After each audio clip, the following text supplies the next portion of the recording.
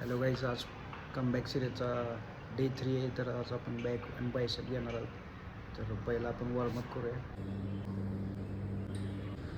Warm up झाला आहे, आता आपण रॅक पुल्स घेणार आहोत. रॅक पुल झाले, आता आपण पुलअप्स मारणार आहोत. पुलअप्स झाले तर आपण वर नाम डंबेल रो मारणार आहोत.